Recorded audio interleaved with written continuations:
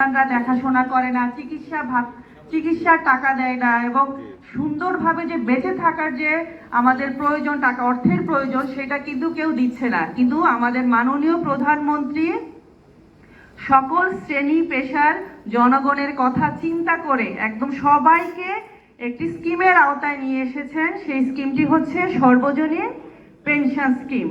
আমরা সরকারি চাকরিজীবী যারা আছি তারা হচ্ছে আমাদের যখন বয়স 59 হয়ে যাবে, 59-এর পর হচ্ছে আমরা চাকরি থেকে অবসর নিব এবং অবসরের পর প্রতি মাসে আমরা যেখানেই কাজ করি সে অনুযায়ী স্কেল অনুযায়ী প্রতি মাসে কিন্তু আমরা কি পাচ্ছি, একটা বেতন পাচ্ছি, ভাতা পাচ্ছি।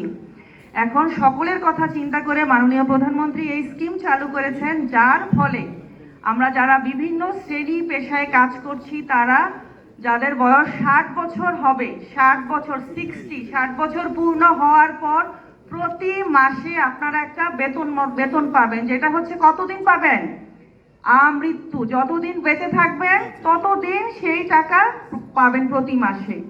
তো এত ভালো একটা স্কিম, এত একটা উপকারী স্কিম যেটা, সেইটার আওতায় আমরা যেন মৌলভীবাজার জেলার সকল শ্রেণী পেশার জনগণকে যেন নিয়ে আসতে পারি, সেই লক্ষ্যেই কিন্তু আজকের এই উদ্বুদ্ধকরণ সভা আমরা আয়োজন করেছি। আপনারা চিন্তা করেন, এখানে যদি কারো বয়স ধরেন, মনে করেন যে 30 বছর, একজন আমাদের এখানে একজন মেম্বার সাহেবের বয়স 30 বছর। এই মেম্বার সাহেব যদি প্রতি মাসে এই 30 বছর, আজকে মনে করেন আপনি রেজিস্ট্রেশন করলেন, রেজিস্ট্রেশন করলেন, মনে করেন আপনি 1000 টাকা প্রতি মাসে জমা দিবেন ভাবলেন, সেখানে সুরক্ষা স্কিমের আওতায় যদি আপনি 1000 টাকা জমা দেন, আজকে থেকে শুরু করে প্রতি মাসে যদি আপনি 1000 টাকা জমা দেন, কতদিন দিতে হবে, 30 বছর দিতে হবে। তো 60 বছর পরে আপনি কত টাকা পাবেন প্রতি মাসে? 60 বছর পরে আপনি প্রতি মাসে 12,466 টাকা, 12,466 টাকা আপনি প্রতি মাসে পাবেন আমৃত্যু।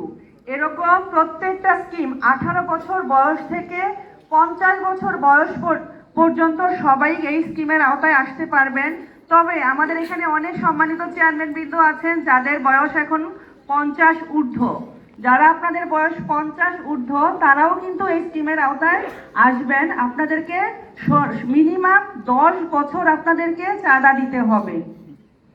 যদি আপনার বয়স হয় 60 বছর, ফর এক্সাম্পল কোনো একজন চেয়ারম্যান সাহেবের বয়স এখানে 60 বছর, আপনি যদি আজকে এই স্কিমের আওতায় আসেন, আপনি যদি 10 বছর আপনি যদি চাঁদা দেন, তাহলে 70 বয়সের পর থেকে আপনি এই স্কিমের আওতায় আপনি প্রতি মাসেই একটা ভাতা পাবেন। সেই ভাতাটা আপনি আমৃত্যু পাবেন। এখন প্রশ্ন হলো যে, আমি মনে করেন যে অনেকের মনে প্রশ্ন আসছে যে আমি একটা স্কিম করলাম, আমার বয়স যখন 65 বছর বা 70 বছর হলো, 60 বছর আমি মারা গেলাম, তখন কি হবে? আল্লাহ না করুক, কেউ যদি এই স্কিমের আওতায় আসার পর মারা যায়, তাহলে তিনি হচ্ছে 15 বছর, 60 বছরের পর কি 15 বছর, 75 বছর পর তার যে নমিনি, আপনারা যারা আছেন সবাই যারা স্কিমের আওতায় আসবেন সকলে কি একজন করে নমিনি দিবেন। আপনার স্ত্রী হতে পারে, স্বামী হতে পারে, সন্তান হতে পারে, তাদেরকে যদি নমিনি করেন তারা সেই সুযোগের আওতায় 15 বছর তারা সেই ভাতাটা পাবে। এখন একজনের মনে প্রশ্ন হলো যে আমি এই স্কিমের আওতায় আসলাম, আসার পরে 10 বছর পরে মনে হলো যে আমার ঋণ দরকার, আমি এটা চালাতে পারছি না, তখন কি করবেন? এখানে কিন্তু ঋণ নেওয়ারও সুযোগ আছে। 50% অর্ধেক, মনে করেন আপনি জমা দিলেন 1 লক্ষ টাকা, এই 1 লক্ষ টাকা থেকে আপনি 50,000 টাকা ঋণ নিতে পারবেন। এই ঋণটা আবার আপনাকে হচ্ছে কি কিস্তিতে শোধ করতে হবে। তো এত বড় ভালো স্কিম, এই স্কিমের এত সুযোগ সুবিধা, আপনারা সবাই ভাবছেন এখন আমরা খুব ভালো আছি, আমি যে বেতন পাচ্ছি সেই বেতন দিয়ে বা যে কাজটা করছি সেই কাজের মাধ্যমে যে অর্থটা পাচ্ছি সেই অর্থ দিয়ে আমি অনেক ভালো আছি। কিন্তু একটা সময় হচ্ছে কি আমাদের কর্মক্ষমতা কিন্তু কমে যায়, বয়সের সাথে সাথে যখন আমরা কর্মক্ষমতা কমে যায় তখন হচ্ছে কি আমরা বসে বসে, একটা বয়স হয়ে গেলে আমরা কি করছি, যেন পরনির্ভরশীল না হই, নিজের সন্তান বা আত্মীয় স্বজনের উপর আমরা পরনির্ভরশীল না হয়ে আত্মনির্ভরশীল, আমি আমার নিজের টাকায় আমৃত্যু চলবো, সন্তানের দিকে তাকানোর দরকার নাই, আপনার আত্মীয় স্বজনের দিকে তাকানোর দরকার নাই, আপনি আপনার নিজের উপার্জিত টাকায় অর্থ দিয়ে আপনি আপনার জীবনটা চালাতে পারবেন। তো আমি বিনীত অনুরোধ করব আমাদের যারা এখানে সম্মানিত সদস্যবৃন্দ এসেছেন, সুধীবৃন্দ এসেছেন, আপনারা সবাই এই স্কিমের আওতাভুক্ত হবেন, নিবন্ধন করবেন। শুধু যে আপনারা করবেন তা না, বিশেষ করে আমাদের ইউনিয়ন পরিষদের সম্মানিত চেয়ারম্যান বিন্দু যারা আছেন, জনপ্রতিনিধি বিন্দু যারা আছেন, তাদের কথা কিন্তু গ্রামের জনগণ সবাই শুনে। আপনারা যদি এই বিষয়টা গ্রামের এলাকার সবাইকে বুঝান, এটা যে এত সুযোগ সুবিধা জনগণ কিন্তু জানে না। আমাদের যারা প্রান্তিক জনগোষ্ঠীর লোকজন আছে তারা কিন্তু এই সুযোগ সুবিধার কথা জানে না, কিভাবে করতে হবে সেই বিষয়টাও জানে না। তো এই তাদেরকে জানানোর দায়িত্ব হচ্ছে আপনাদের। এই কারণেই আজকে আপনাদেরকে আমরা এখানে নিয়ে এসেছি। আপনারা নিজেরা এই পেনশনের আওতাভুক্ত হবেন এবং আপনাদের যারা আত্মীয় স্বজন আছে, এলাকার জনগণ যারা আছে, তাদেরকে এই স্কিমের বেনিফিটগুলো সম্পর্কে আপনারা অবহিত করবেন। এবং এরই সঙ্গে আমরা আশা করছি মৌলভীবাজার জেলার আমরা সকল শ্রেণী পেশা জনগণকে আমরা এই স্কিমের আওতায় আনতে সক্ষম হব। আজকে আমরা দেখেছি যে বাংলাদেশে 64টি জেলার সকল জেলা থেকেই কিন্তু এই কার্যক্রমটি চলমান রয়েছে।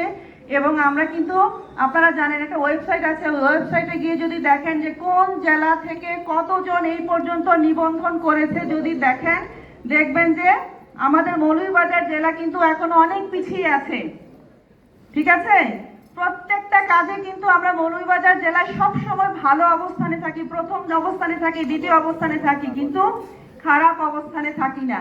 এই জেলার এত সুনাম, আমরা সবাই চাই এই জেলার সবাই একসঙ্গে আমরা এই স্কিমের আওতায় আসবো এবং মাননীয় প্রধানমন্ত্রীর যে লক্ষ্য, মাননীয় প্রধানমন্ত্রীর যে ইচ্ছা, সেই ইচ্ছাটা যে আমাদের সবার ভালো চান। তিনি বিভিন্ন ভাতা দিচ্ছেন, বিভিন্ন শ্রেণী পেশার মানুষদের ভাতা দিচ্ছেন, বিশেষ করে সামাজিক নিরাপত্তা বেষ্টনীর আওতায় যারা আছেন, আমাদের যারা বয়স্ক আছেন, বয়স্ক জনগণ আছেন, প্রতিবন্ধী আছেন, গর্ভবতী মায়েরা আছেন, দুস্থ যারা আছেন, সবাইকে তিনি কি দিচ্ছেন? ভাতা দিচ্ছেন। এই যে দুস্থ লোকদের জন্য কিন্তু একটা স্কিমের ব্যবস্থা আছে, যেখানে আপনি যদি দুস্থ জনগণ যদি 500 টাকা দেয় আর সরকার দিবে তাকে আরো 500 টাকা। প্রতি মাসেই সরকার এই ব্যক্তিকে 500 টাকা চাঁদা দিবে। এবার দেখেন, যদি আপনারা যারা দুস্থ জনগণ আছে তাদেরকে আমরা সবাই এই স্কিমের আওতায় নিয়ে আসব। আমি আশা করছি যে আজকে যারা আপনারা এখানে উপস্থিত আছেন, আমাদের মাননীয় মন্ত্রী মহোদয় আছেন, তিনিও তার বক্তব্যে বলবেন যে আসলে আমরা সবাই যেন এই স্কিমের আওতায় চলে আসি এবং আমাদের যে লক্ষ্য 2041 সালের আমরা উন্নত সমৃদ্ধ বাংলাদেশ গড়ে তুলব আপনাদের সকলের প্রচেষ্টা, সকলের সহযোগিতায়, মাননীয় প্রধানমন্ত্রীর নেতৃত্বে। আমি সবাইকে অসংখ্য ধন্যবাদ, কৃতজ্ঞতা জানাচ্ছি। বিশেষ করে আপনারা যারা বড়লেখা, জুড়ি, একেবারে দূর দূরান্ত থেকে আমাদের 7টি উপজেলার সকল ইউনিয়ন পরিষদের প্রতিনিধিবৃন্দ আজকে আপনারা এসেছেন, আমাদের ডাকে সাড়া দিয়ে এসেছেন। এই জন্য আমরা জেলা প্রশাসনের পক্ষ থেকে আপনাদের সকলের প্রতি কৃতজ্ঞতা জানাচ্ছি।